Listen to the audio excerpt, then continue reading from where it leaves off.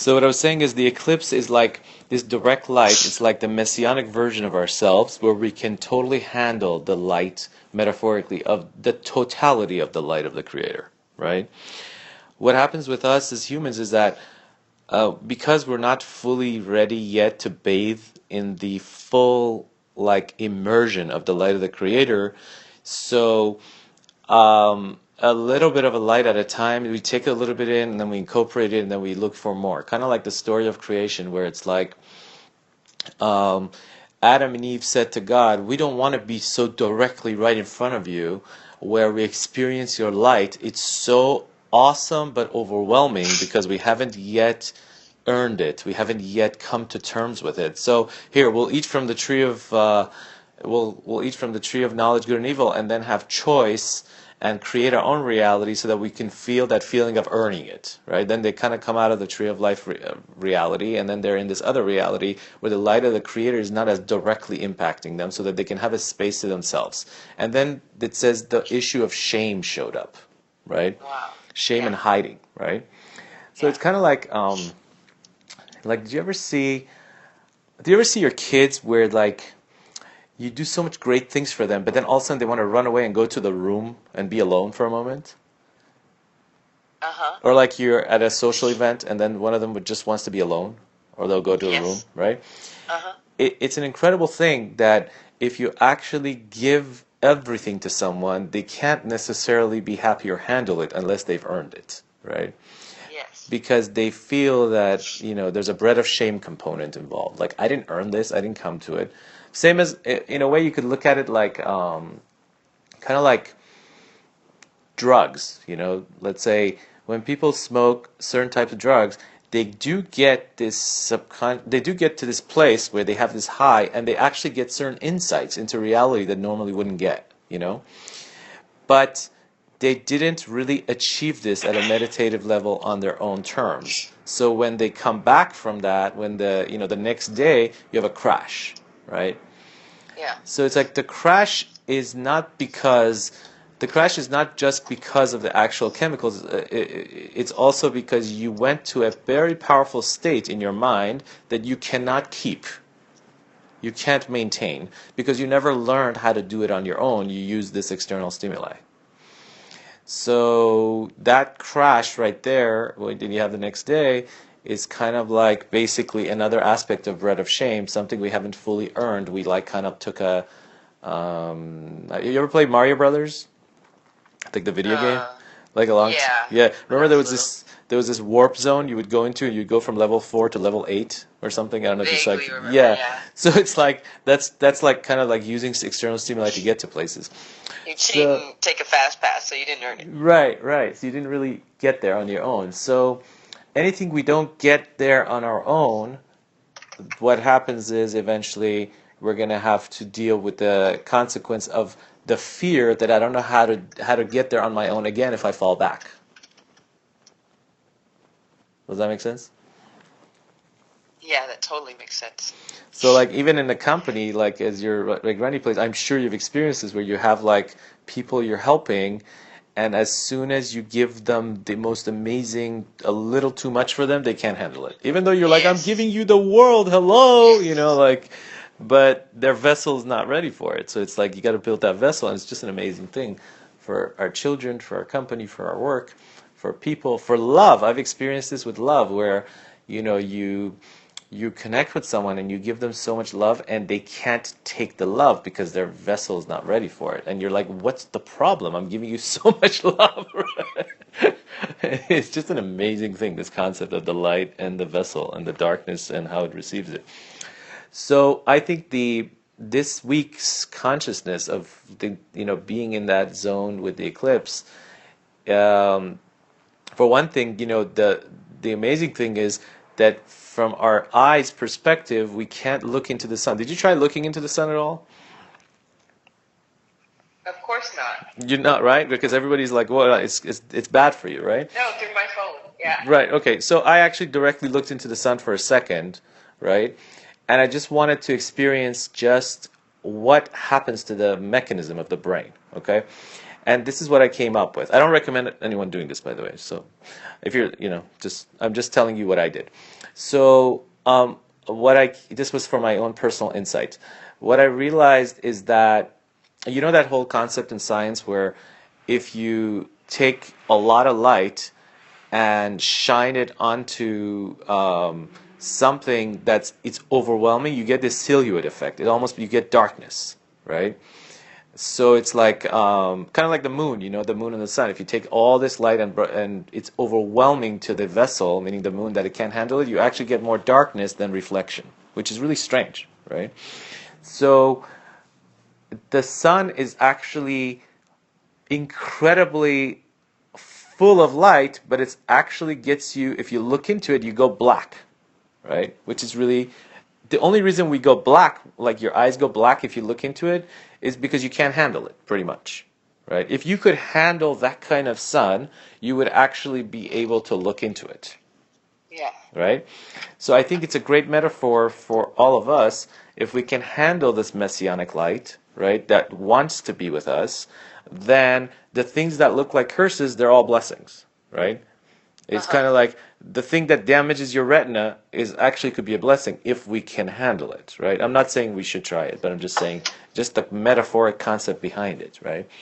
So since this also occurs in the month of Leo, and Leo is all about this powerful light, and it's all about the greatest goodness that can go misunderstood. I want to tell you a story, actually. If you read back to the books of the prophets, like after the first, after Moses gave his teachings to Joshua,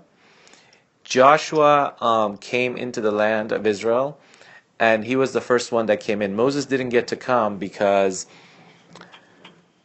Moses had this one, there was two things going on with Moses at a more mystical level. One was that God said, because when I asked you to demonstrate my miracles for the Israelites, I asked you to ask verbally for water to be miraculously created for them, but you took the rock and you hit it with the stick, right?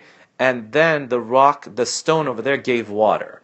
So God said to Moses, because you used the stick instead of verbally just creating a miracle, you will not get to go into the land of Israel because you desecrated my name.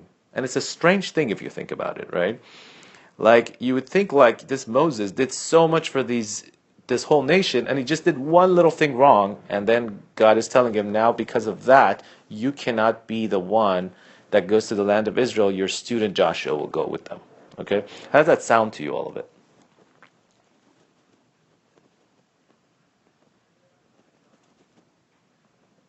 Hello? Hello? Sorry, it was on mute. I was talking. It was on mute. Oh. Did you hear what I was saying? Yes, I did. I said that it sounds like you can do one thing wrong and that's a Right? It almost doesn't sound normal, right? It's like we know our God is not the kind of God that, punishes you for one thing wrong. It's actually a loving, compassionate, and forgiving. Right, forgiving God. So how does And this make accepting. sense that he tells Moses, you can't go to the land of Israel? That's number one. Number two, if we look back at from a mystical learning and energetic learning, I have learnings that's been passed down for 3,000 years, that Moses' soul was the migration of the soul of the two sons of Adam and Eve. Remember the two that killed each other? So there was Adam and Eve had two sons, and they were called Abel and Cain. Do you remember that story? So Cain killed Abel because of the fact that he brought the sacrifice, and she brought a sacrifice, and God liked his and not his as much, and there was jealousies going on also because they were born with twin women, and each one got to marry their own sister at that time because there was nobody else on earth, and he got one woman, I think, and the other one got two, so he got jealous again. And so pretty much the first war or fight between humanity was for real estate and satisfying God and woman, which is kind of what's going on today, you know. So, so it's like, so Cain killed Abel, and later on he regretted. Then God came to Cain and said, "Why are you so sad? Why is your face fallen?" And then he said, "Because now everyone is at the angel of death is after me, and I've killed someone." And so God said, "You know what?" In Hebrew, God said, "Halo im tatif se'et." Isn't it true that if you begin focusing on the good right this moment, things can lift for you? Even though he just killed someone, which is really... So you see that this God is a compassionate God. He just killed someone. God is still giving him a chance to still come back up, right?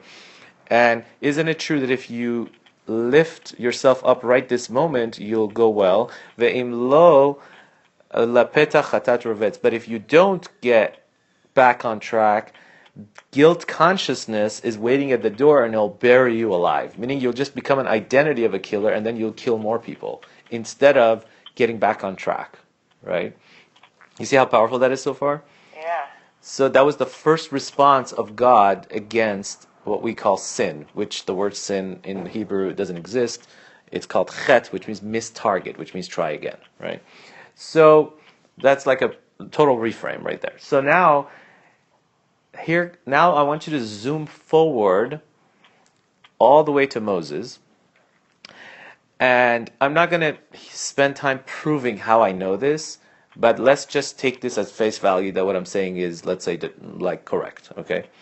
So in the deeper teachings, we have that Moses' soul was the migration of the soul of Hevel, meaning the person that Cain killed, okay? And now, if you look back, this is about, I don't know, we're talking about like 50, bless you, we're talking about 1,500 years later after Abel or something like that, right? Cain and Abel that they killed, Cain killed Hevel. So 1,500 years later, the soul of Hevel is in Moses, and the soul of Cain is in Jethro, which was the father-in-law, which actually split into three people, but one of them is Jethro. And what's incredibly amazing is that Moses only has one request, okay? This is 1,500 years later, okay? Moses had one request, and this was his request for wanting to go to Israel.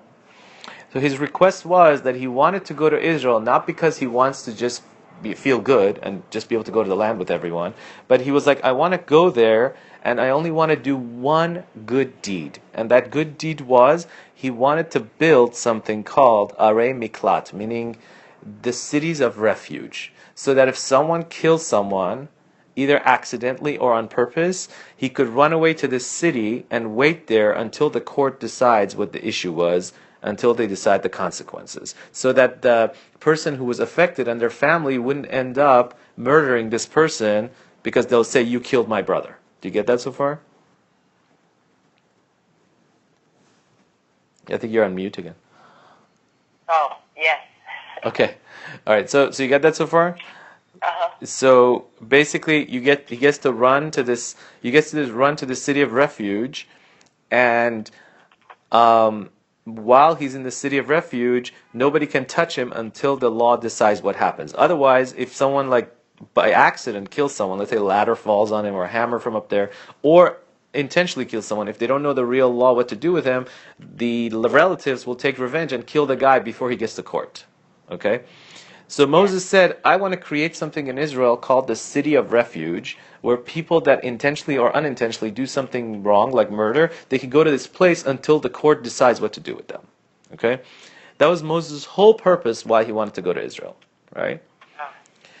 And so now I want you to zoom back 1,500 years before, as we talked about how Moses' soul was from Abel, which got killed by Cain, right? And when Cain killed Hevel, one of his biggest problems was that he wanted to run away, but he was afraid that the entity of death, at that time being angelic, was about to kill him, and there was no city of refuge.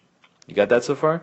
Uh-huh. So what's incredible about Moses, look at his intention. He wanted to create the city of refuge, not for himself, but for the person that killed him 1,500 years ago.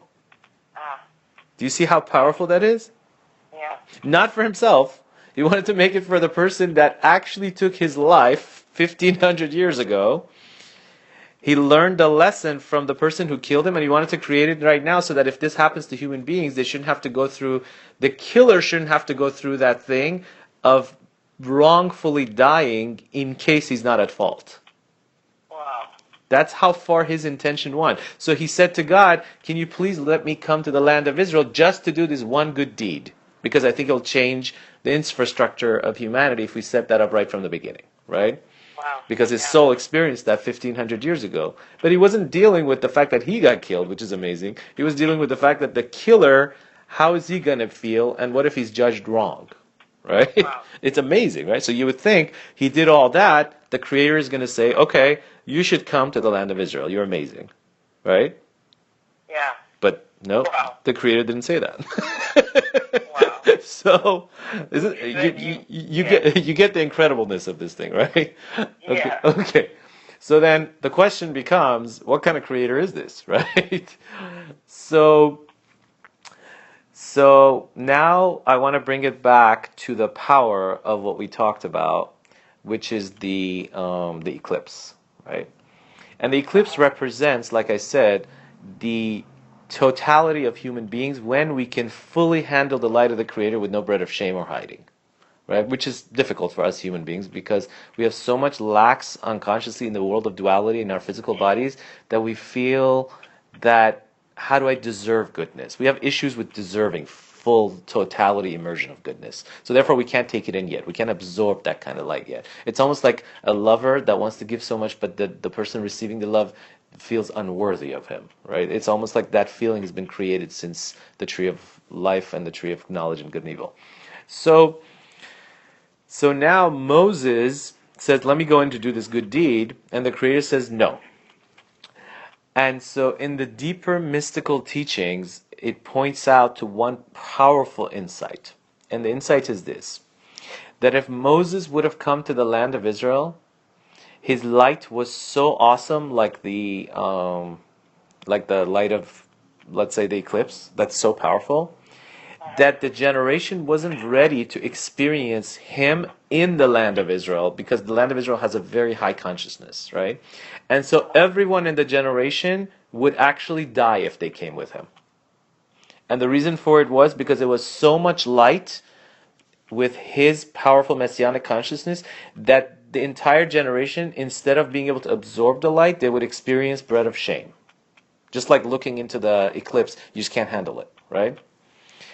And the reason this is hinted to actually before is that when Moses came back 40 days and 40 nights from God, when he went up there to bring the 10 commandments or 10 utterances, when he came down, his face was shining so much that the people said, put on a mask because you're burning us. Wow. Right? So his consciousness was so elevated that if he entered the land of Israel together with them, it would actually damage them. Wow. It was too much. They're like, okay, can we have a filtered version of you? And that would be Joshua. So Joshua had this power that he was able to take the light of the sun, as you see later on. He was able to take the light of the sun. He was actually able to freeze the sun. One time it says in the prophets that he actually made the sun stop. Right? But besides that, he had the power to take the light of the sun and filter it to a level where these people can handle it. Right? Where the generation can handle it. And so I would say my meditation for today is, how can I help someone, whether it's my child, my relationship, my person that's working with me, coworkers, or people I'm training, or whatever it is in our life, and make the light of my awesome being that could be so powerful palatable in a way that that person can take it in without getting burnt, kind of like create an ozone layer so that you don't, the other person doesn't get damaged. And it's really powerful because we don't know how powerful we are sometimes and how much our greatness could be actually hurting others.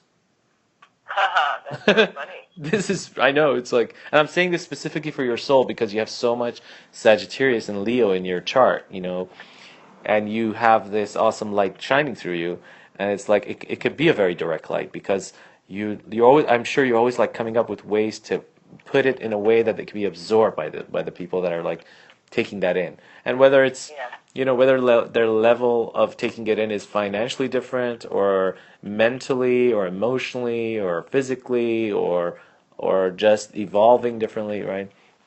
So that would be my, I would say that would be my consciousness raising of consciousness to this point for you for this month, to just use this light of the eclipse for that purpose of that metaphor. And I think it has amazing benefits, just the realization and the awareness of it. So to make it more honed in, if you're in a, are you like, I don't know if you're driving or sitting. I'm sitting. Okay, I could do like a 5 minute meditation with you to like hone it in, and Okay. then after the meditation, I'll just simply let you be with yourself, and then I'll speak with you next month. Okay. Okay. So let's see. Take 5 deep breaths in and feel your body getting grounded. Imagine roots growing from where you're sitting, from the ground as you get more grounded, and visualize, feel, sense that on the top of your head um, there's this like little thread or like a string, and it's pulling you to the crown chakra. It's kind of like pulling you up a little bit so that your seat of where you are is being pulled all the way to the crown chakra, and you're kind of like pulled up by the creator a little bit. You become like an inch taller kind of feeling. So like feel the top of your head just being pulled up. Imagine this invisible thread that's pulling you up. And so you're perfectly between heaven and earth, both grounded and connected with the antennas to the higher life.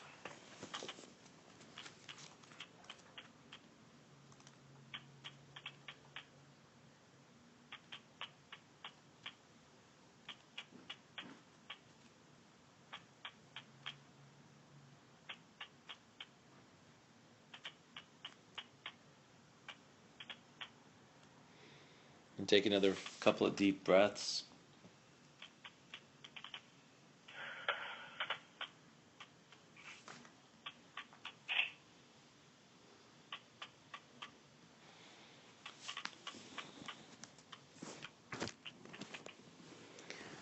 And then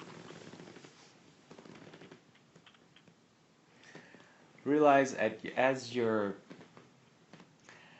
you watch some of the chaos that people put themselves through, including the people that you work with, that you want so badly to elevate them, realizing that maybe their relationships suffer because people wait for things to get good before they fully commit to something, or they wait for the right signs instead of signing up for something.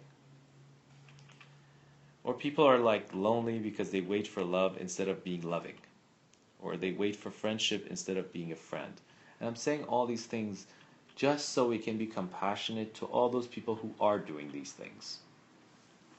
At work, maybe one of the biggest causes of like poor team spirit is that everyone waits for the team spirit to get better.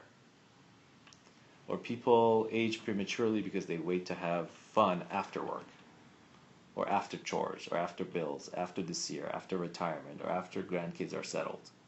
And just they're always forever in the waiting game. Or healing takes longer because people wait to be well again before they choose happiness. They're like, okay, when I get well, then I'll be happy. Or wellness, or love. Well, choose now. Or silly conflicts come up and they last forever because two people wait to get what they will not give. They just keep waiting to get what they will not give. And then each one waits for the other to make the first move, and it never happens. And then you might have watched people where they have exhaustion, illness, and failure happen because people wait to achieve success first before they take care of themselves, medicate themselves, rest, and balance their life. Or people struggle because they wait for life to get better before they give up the struggle. They wait for peace instead of choosing peace. And it's so powerful. People struggle because they wait for life to get better before they give up the struggle, not realizing that you have to give up the struggle for life to get better. So, me and you know that the perfect antidote to waiting is willingness. Willingness is a great dose of powerful medicine. Willingness, the power of intention. It really harnesses the power of intention, or trust, faith, and commitment. Willingness makes for powerful new possibilities. Willingness inspires readiness. With readiness, all things are possible. And they say, like, when the student is ready, the teacher appears.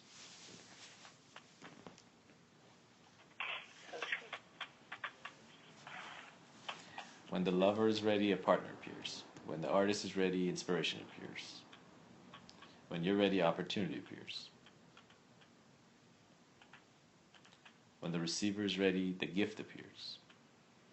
So be ready and let yourself receive. Be ready and let yourself be guided. Be helped, be inspired, be blessed, and be loved.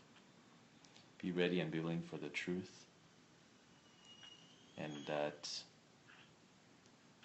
nothing moves in this world without you willing it.